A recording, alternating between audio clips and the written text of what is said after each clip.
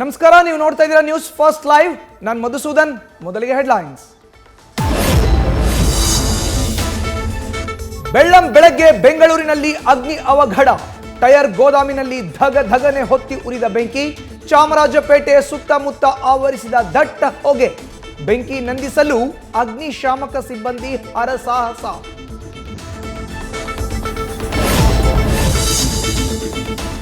ಶಿವಾನಂದ ಪಾಟೀಲ್ ಇಡೀ ಕುಟುಂಬ ಬೇರೆ ಬೇರೆ ಪಕ್ಷಗಳಿಂದ ರಾಜಕಾರಣ ಮಾಡ್ತಿದೆ.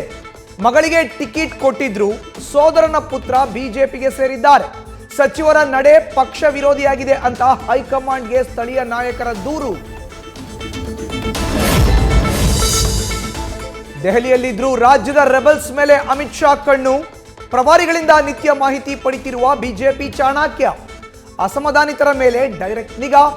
ಲೋಕಸಭೆ ಎಲೆಕ್ಷನ್ನಲ್ಲಿ ಏನೂ ಎಡವಟ್ಟಾಗದಂತೆ ಎಚ್ಚರಿಕೆ. ಬೆಂಗಳೂರು ಗ್ರಾಮಾಂತರ, ಹಾಸನ, ಮಂಡ್ಯ, ಕೋಲಾರ 4 ಕ್ಷೇತ್ರಗಳಿಗೂ ಪ್ರಧಾನಿ ಮೋದಿ ಕರೆಸಿ ಪ್ರಚಾರಕ್ಕೆ ಪ್ಲಾನ್. ಜೊತೆಗೆ ವೇದಿಕೆ ಹಂಚಿಕೊಳ್ಳಲಿರುವ ದೇವೇಗೌಡ, ಎಚ್ಡಿಕೆ. ಲೋಕಸಭೆ ಎಲೆಕ್ಷನ್ ಗೆಲ್ಲೋದಕ್ಕೆ ರಣತಂತ್ರ.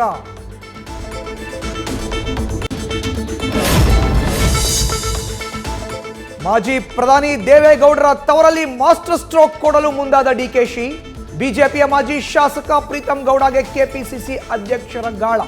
ಮೈತ್ರಿಯನ್ನ ಹಣಿದು ಸಿಂಹಾಸನ ವಶಪಡಿಸಿಕೊಳ್ಳಲು ಪ್ಲಾನ್.